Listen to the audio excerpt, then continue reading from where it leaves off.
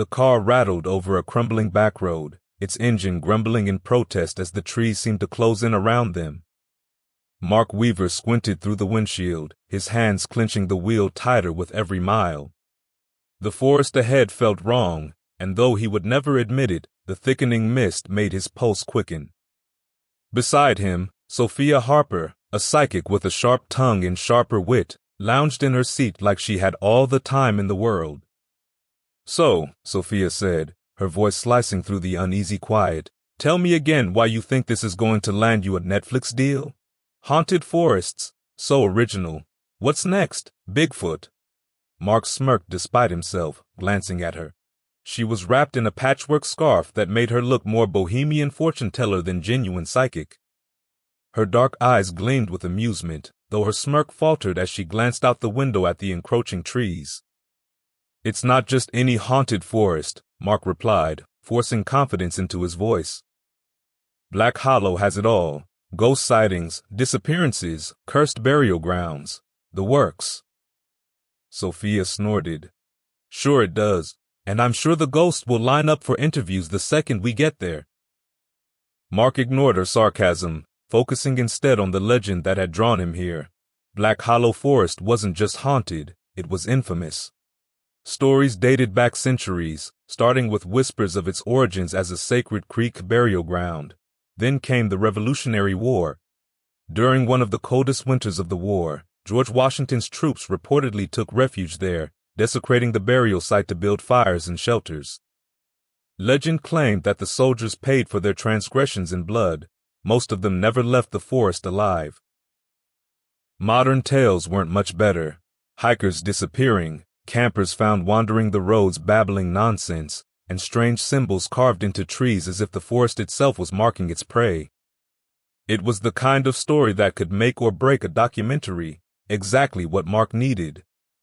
"You're awfully quiet," Sophia said, her teasing tone softening. "Getting cold feet?" Mark shook his head, refusing to let doubt creep in. This film was his ticket out of obscurity.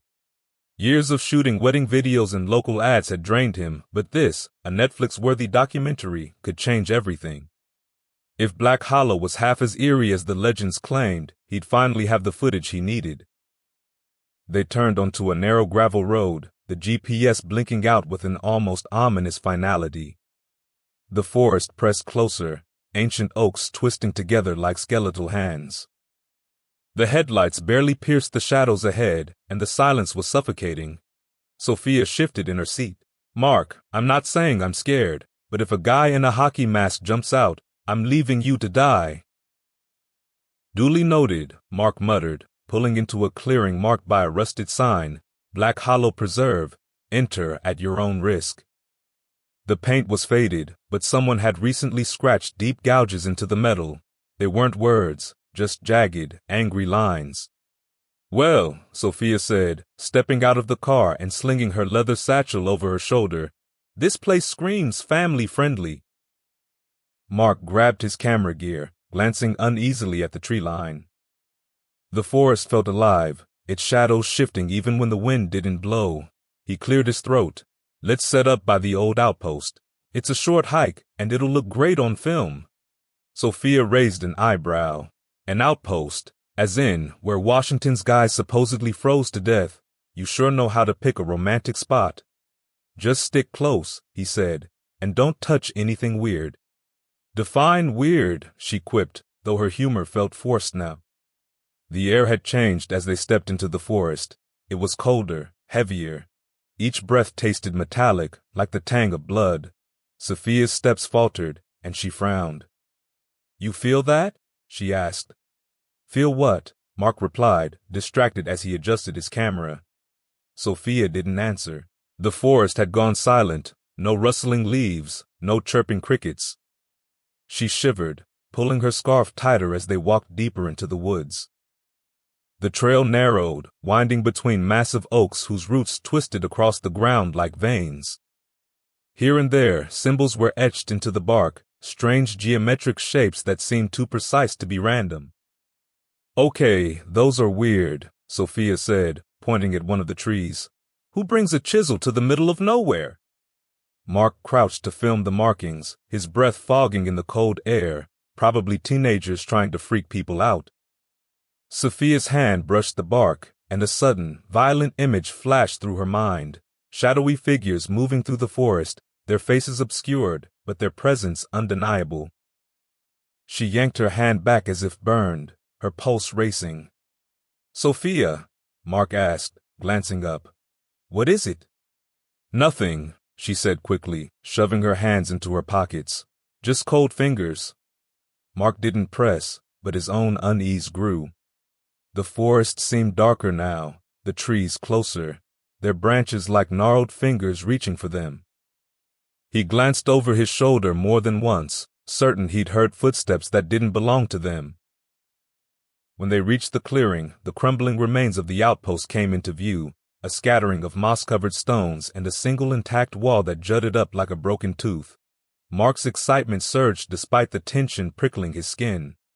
He set up his camera, adjusting the focus to capture the eerie setting. "This is perfect," he said, half to himself. "People love this stuff. Old ruins, ghost stories, Netflix gold." Sophia didn't respond. She was staring at the ground, where strange tracks marred the dirt. They were too large to be human, but shaped like a man's bare feet, with long, claw-like impressions at the toes.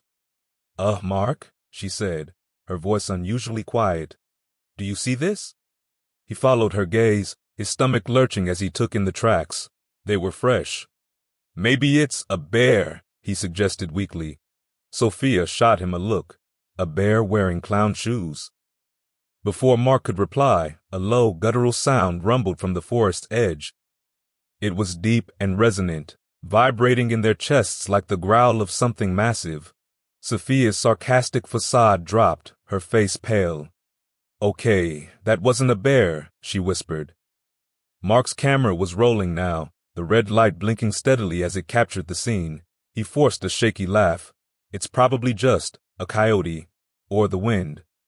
The growl came again, closer this time. Mark turned, his flashlight beam cutting through the trees.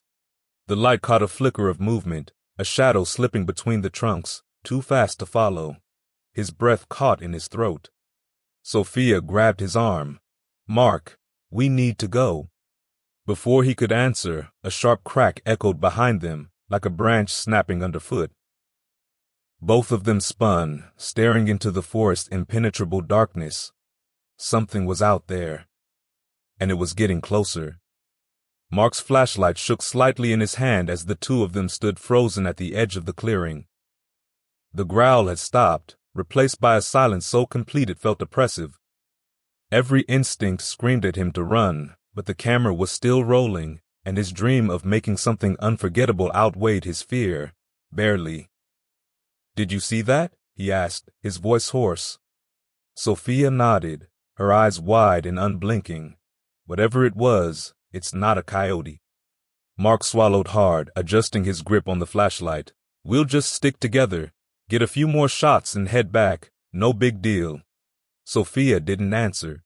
She was staring into the shadows where the movement had been, her normally sarcastic demeanor replaced by something raw and unguarded.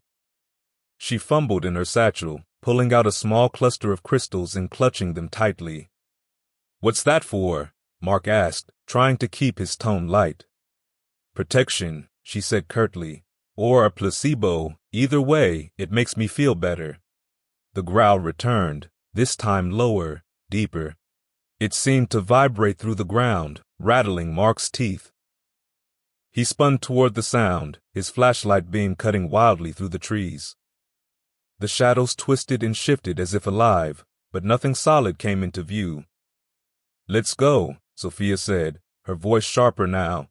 "Whatever's out here doesn't want us around." Mark hesitated, torn between self-preservation and the gnawing desperation to capture something extraordinary. The growl deepened into a guttural, almost human moan, echoing through the forest like a warning. "Mark!" Sophia grabbed his arm, dragging him back toward the trail.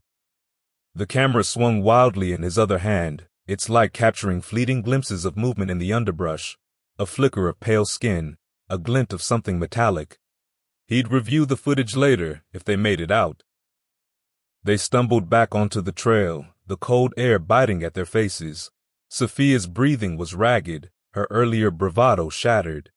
Mark couldn't stop glancing over his shoulder, certain they were being followed.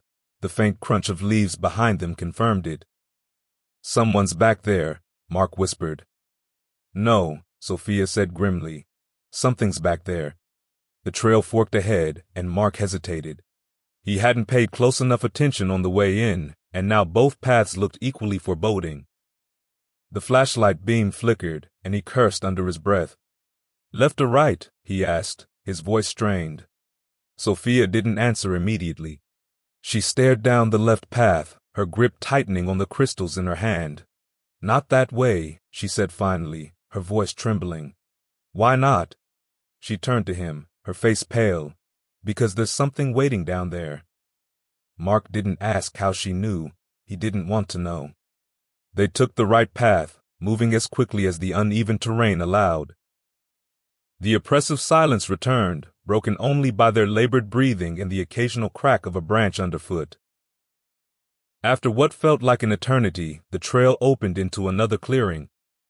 Mark's flashlight revealed a small wooden structure, half collapsed and overgrown with moss. It looked older than anything they'd seen so far, its beams dark with rot. "What is this?" Mark murmured, stepping closer. Sophia grabbed his arm, her voice low and urgent. "We shouldn't be here." "Just a few shots," he said, pulling away and raising the camera. He moved toward the structure, the flashlight's beam revealing faint carvings on the wood. The symbols matched the ones on the trees, but these were more intricate, almost ceremonial. He adjusted the focus, zooming in on the carvings. His breath caught as the camera revealed something he hadn't noticed with his naked eye, dark stains around the base of the structure, soaked deep into the wood. "Mark," Sophia called, her voice tight. "We need to leave, now." "Just one more second," he said, angling the camera to capture the entire structure. The lens caught movement in the corner of the frame, and he froze. Slowly, he turned the flashlight toward the motion. A shadow darted out of sight, too quick to fully register. It was humanoid, but wrong. Its proportions distorted, its movements jerky and unnatural. "Sophia," he whispered, backing away. "Did you see that?" She didn't answer. He turned to find her standing rigid, her eyes fixed on the trees behind him. Her lips moved soundlessly, her free hand clutching her pendant as if in prayer. "Sophia," Mark's voice wavered. Her gaze snapped to him, and she grabbed his arm. "It's coming." "What is?" She didn't answer, pulling him toward the opposite side of the clearing. The flashlight flickered again, and for a heart-stopping moment the world plunged into darkness. When it came back on, the shadows seemed thicker, closer. The growl returned, louder than ever, and Mark swore he felt it reverberate through his chest. It was joined by a rustling sound, as if dozens of feet were moving through the underbrush. His mind raced, torn between running and filming. He raised the camera again, its light piercing the darkness. The beam landed on a figure standing at the edge of the clearing. It was tall and thin, its skin stretched tight over its frame. Its face was a blur of unnatural features, like a half-formed mask. Eyes black as pitch stared at them, unblinking. It took a step forward, and Mark realized with a sickening jolt that its feet left no impression in the ground. "Run," Sophia whispered. Mark didn't need to be told twice. They bolted back toward the trail, the flashlight swinging wildly in his hand. The sounds of pursuit followed them, branches snapping, leaves crunching, and that unrelenting growl. The trail seemed endless, the forest closing in tighter with every step. Mark's lungs burned, his legs trembling as he forced himself to keep moving. Sophia was ahead of him now, her figure barely visible in the bouncing flashlight beam. "Don't stop," she called, her voice ragged. Mark didn't intend to, but his foot caught on a root, sending him sprawling to the ground. The flashlight flew from his hand, its beam extinguishing as it hit the dirt.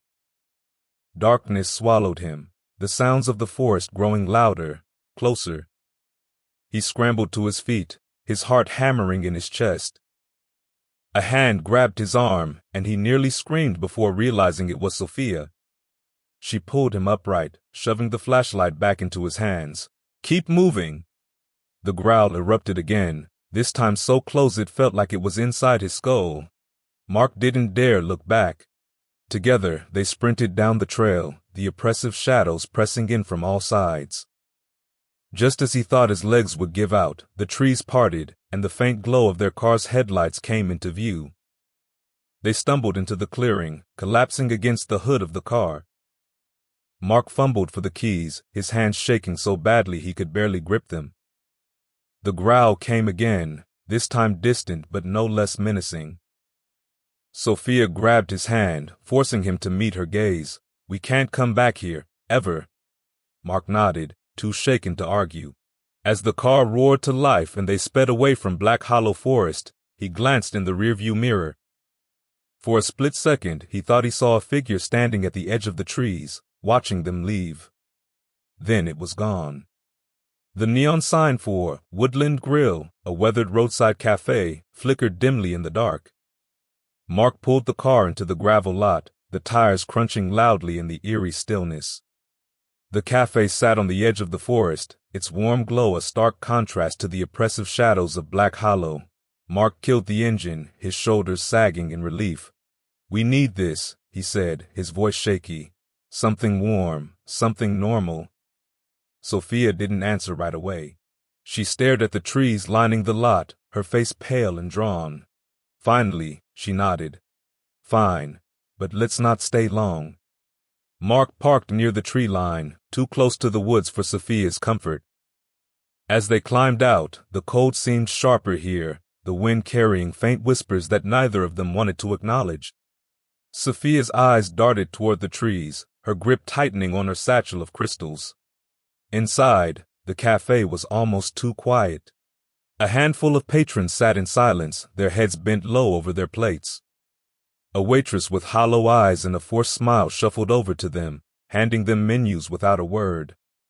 "Charming place," Sophia muttered, sliding into the booth. She didn't touch the menu, her fingers tapping nervously on the table. Mark set the camera on the seat beside him, his hand lingering on it like a talisman. The events of the forest replayed in his mind, and despite the terror, he couldn't shake a small, guilty thrill. He'd captured something extraordinary. The footage would make his career. They ordered coffee, neither of them feeling brave enough to eat. The minutes dragged on, the oppressive silence growing heavier. Sophia's eyes kept flicking to the windows, her unease infecting Mark. "Do you hear that?" she whispered suddenly. Mark strained his ears but heard nothing. "Hear what?" "The wind. It's not right." Before Mark could reply, the lights in the cafe flickered. The patrons didn't react as if they'd grown accustomed to it. The waitress refilled their cups with a vacant expression, her hand trembling slightly. "Let's go," Sophia said abruptly, standing. "We've rested long enough." Mark sighed but didn't argue. He grabbed the camera and paid the bill, leaving a few crumpled bills on the table. They stepped outside into the biting cold, the trees looming like silent sentinels. The woods seemed darker now, the faint glow of the cafe barely piercing the gloom. "Next time, I pick the road trip destination," Sophia said, forcing a weak laugh. She opened the passenger door but paused, her gaze locking on something in the woods. "What is it?" Mark asked, his heart skipping a beat. "Nothing," she muttered, shaking her head. "Just get us out of here." Mark climbed in and set the camera on the dashboard, adjusting the lens as if by habit. The car's headlights cut into the darkness, illuminating the twisted trees. As he started the engine, something shifted in the shadows. A figure stepped into view. It was the same thing Mark had glimpsed earlier in the forest. Tall and gaunt, its limbs unnaturally long, its face a grotesque mask of stretched skin and hollow eyes. It stood at the edge of the tree line, its head tilted slightly as if studying them. "Mark," Sophia whispered, her voice trembling. "Drive." Mark's hands gripped the wheel, his eyes locked on the figure, but instead of driving, he reached for the camera. "What are you doing?" Sophia hissed. "Go." "I need to film it," Mark said, his voice barely audible. He pointed the lens toward the creature, the red light blinking as it began to record. The figure didn't move. Sophia grabbed his arm. "Mark, please." Before he could respond, the figure surged forward. Mark barely had time to process what was happening. It wasn't moving like a man. Its limbs jerked and twisted unnaturally, closing the distance with horrifying speed. Sophia screamed as the thing reached her side of the car. A clawed hand smashed through the window, the glass exploding inward. It grabbed her with impossible strength, dragging her out into the night. Mark froze, the camera still rolling as he watched in stunned horror. Sophia's screams pierced the air, echoing through the trees. "Sophia!" he shouted, fumbling with the door handle, but his body wouldn't cooperate, paralyzed by fear. The camera captured everything: the thing's grotesque form, Sophia's desperate struggle, her screams cut short as they vanished into the woods. The silence that followed was deafening. Mark sat trembling, the camera still clutched in his hands. He stared at the shattered window, his mind racing. He had to help her. He had to do something, but his body refused to move. A low growl echoed from the forest, followed by the crunch of leaves. Mark's breathing quickened, his eyes darting around the shadows. He turned the camera toward the sound, its light cutting through the darkness. Nothing. Mark stepped out of the car, his knees weak. He pointed the camera into the trees, scanning for any sign of Sophia. The growl came again, closer this time. He turned sharply, the beam catching a flicker of movement. Then he felt it. A cold, wet breath on the back of his neck. He spun around, the camera slipping from his grasp. The last thing it recorded was a blur of movement, a guttural snarl, and Mark's terrified gasp before the lens cracked, plunging the footage into static. Days later, a hiker stumbled upon the car, its engine dead and its doors wide open. The cafe was abandoned, its interior untouched but eerily cold. In the front seat of the car, the hiker found a single item: Mark's camera. The authorities reviewed the footage, their faces pale as they watched the horrors unfold. The film ended with a close-up of the woods, a faint figure standing in the distance. Its hollow eyes seemed to stare directly into the lens, as if aware it was being watched. Mark and Sophia were never found.